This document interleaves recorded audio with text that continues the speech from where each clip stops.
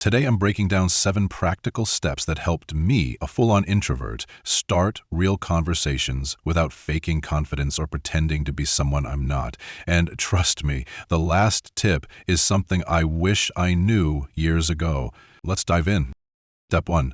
Understand what being introverted really means. Let's bust a big myth right away. Being introverted doesn't mean you're shy or bad at talking to people. Seriously, that's just wrong. According to Stanford research, around 30 to 50% of people are introverts. That's a huge number. So if you're one of us, you're not weird. You're actually totally normal. Here's the real difference.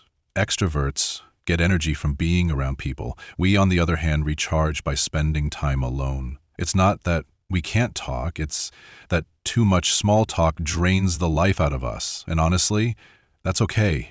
Took me a long time to realize that being quiet wasn't a weakness. It's just my natural state. I used to think I needed to fix myself to be more social, but nah, bro. The truth is, introversion has its own superpowers. We observe more, we listen better, and when we do speak, it actually means something. So remember this. Being introverted is about how you manage energy, not your ability to connect with others. The key is learning how to leverage that, because once you stop seeing introversion as a limitation and start seeing it as a strategy, the whole game changes. And that leads us to the next step, how to break the ice without feeling fake. Step 2, prepare before social situations. Here's the secret weapon most introverts don't even realize they have: preparation. Bro, if overthinking is your default, why not use it to your advantage? Before you go to that party or group event, take 5 minutes to think through 3 to 5 topics you can talk about. Maybe a new movie, a recent trip, or even, have you tried that viral food trend yet? Simple stuff, but it works. Also, have a few open-ended questions ready, like, what's something fun you've done recently? That one always gets people talking. And if introducing yourself makes you freeze up, try rehearsing a 30-second version. Name, what you do, and something chill about yourself. Boom.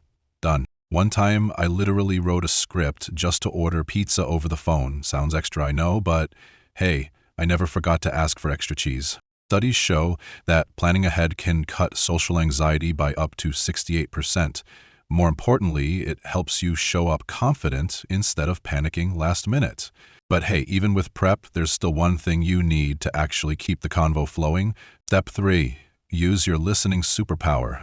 Let's be real. While everyone else is busy trying to say the perfect thing, introverts have a secret weapon: listening like a pro. And no, it's not just nodding politely. It's actually one of the most powerful ways to connect with people. Here's the trick. Follow the 80/20 rule. Spend 80% of the time listening and asking good questions, and only 20% sharing your own thoughts. Not because what you have to say doesn't matter, because deep listening builds trust fast. Make eye contact around 60% of the time, react naturally, for real, or that's wild. And ask follow-up questions like, how did that make you feel? Studies from Harvard even say good listeners are seen as smarter and more trustworthy. And here's the cool part. People love talking to someone who truly listens. You don't need to be loud to be memorable, you just need to be present.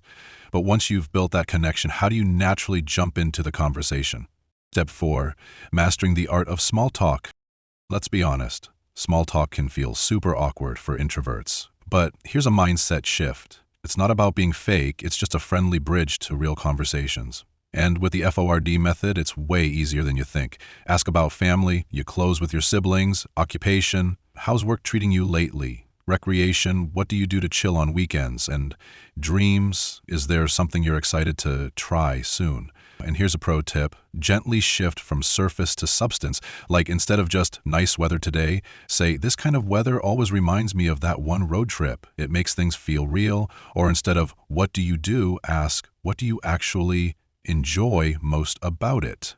Trust me, people open up when you care just a little deeper. Oh, and quick thing, if these tips are helping, hit that like button and subscribe so you don't miss what's coming next. Ready for the next step? Let's go. Step 5, leverage technology and social media. Dro, if you're an introvert in 2025, tech is literally your superpower. You don't have to dive into face-to-face convos right away. Start small, DMs, comments, or even a chill post about something you love. Join Facebook groups or Discords that match your vibe. Drop a thoughtful comment, reply to someone's story, or share tips you know.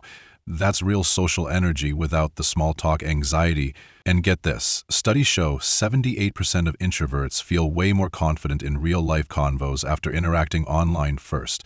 It gives you time to think, craft your response, and slowly build connections that actually matter. You're not hiding behind a screen, you're warming up before the real thing. Just like messaging before a date makes that first meetup smoother. So go ahead, start building your crew online. But yeah, at some point, we still got to face the world offline, and that's exactly what we're going to tackle next. Let's go. Step 6, choose the right environment for conversation. Let's be real, where you talk matters just as much as what you say. As an introvert, you don't have to throw yourself into chaotic parties just to be social. Choose places that match your vibe. A chill one-on-one coffee chat? Perfect. A cozy workshop with structure? Even better. But a loud bar with strangers? Nah, bro. You're not broken. You're just in the wrong room. I once went to this massive party with like 100 people and felt like a fish tossed in the desert. Not fun. Since then, I've learned to pick my spaces wisely. Want real connection? Find it in quieter spots with fewer people. Meet through mutual friends, join a class, or hit up events where the vibe's already warm. It's not about avoiding people. It's about giving yourself the right stage to show up as your best self. Now let's move into the final step. This one ties it all together. Step 7, practice consistently and protect your energy. Building social skills as an introvert is kind of like going to the gym. You don't lift 100 pounds on day 1, and you definitely need rest days too. Here's a 30-day practice plan that actually works. Week 1, say hi to one stranger a day. Could be your barista or the person at the elevator. Week 2, start a short convo with a coworker. Just 2-3 minutes is a win. Week 3, call a friend instead of texting. Yeah, I know, wild move, but it builds confidence fast. Week 4, join a small group activity like a class or casual meetup. But here's the key, don't burn yourself out. After every social interaction, give yourself a 30-minute recharge window. Put on music, journal, nap, whatever brings you peace. And if your calendar is filling up too fast, it's okay to say no. Protecting your space isn't rude. It's self-respect. You're not a machine, bro. A long-term studies show that introverts who practiced these small steps consistently improved their social confidence by 85% in just 3 months. Remember, the goal isn't to become extroverted, it's to be the most confident, genuine version of you, one small convo at a time. All right, we just walked through 7 practical steps to help introverts like us build better social confidence, from understanding yourself, preparing ahead, active listening, all the way to practicing consistently. These are tools you can start using today. Now I've got a question for you. Which step are you going to try first? Will you prep some conversation starters or practice that powerful listening game? Drop your thoughts in the comments. I'd love to hear what hits home for you.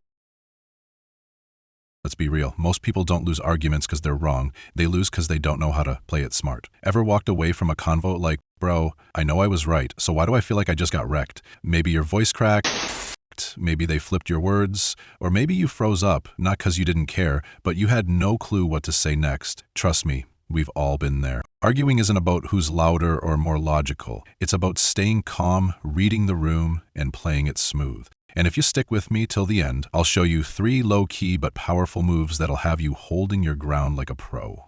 Let's kick it off by busting one big myth. Logic alone ain't gonna save you, bro. Technique 1. Make M want to correct you. Here's a sneaky little move that works like magic, bro. Just say something kinda wrong on purpose and let the other person correct you. For real. Let's say you're chilling at Whole Foods and you casually drop, yo, I heard they pay y'all like $26.00 an hour now. That's wild. Most likely the dude's gonna be like, I wish, I only make $17.00. Boom, you got the real info without even asking. Why does this work? Simple. People hate when someone gets their facts wrong, especially when it's about them. It's like their brain goes, hold up, let me fix this real quick. Even the pros use this. According to experts in social engineering, like Christina Lacadi, this tactic is used in intelligence work because it feels so natural. No pressure, no weird vibes, just you pretending to be slightly wrong and them doing the rest. Technique 2, hit them with the no way trick. All right, bro, this one's gold. If you want to get someone to open up, don't ask straight up questions, just act surprised. Say something like, yo, you look like you just got back from a beach trip. They'll be like, what? Nah, I've been drowning in work. Then you hit them with, no way, how'd you even survive that without losing your mind? And guess what? They'll start spilling details. Why? Because when people hear disbelief, their brain's like, hold up, let me explain. Even the FBI calls this the disbelief tactic. It works because folks naturally want to justify themselves. They do. You're not digging, just reacting, and boom, they fill in the blanks for you. Technique 3. Drop a range and let them fix it. Here's one of the smoothest tricks in the book, bro. Let's say you want to know when someone's company is moving, but asking directly feels too obvious. Instead, just toss out a range. Here y'all are relocating between March and May, right? 9 times out of 10, they'll jump in with the real answer. Actually, it's happening in February. Info unlocked. Why does this work? People love correcting small details, especially when you're close but not spot on.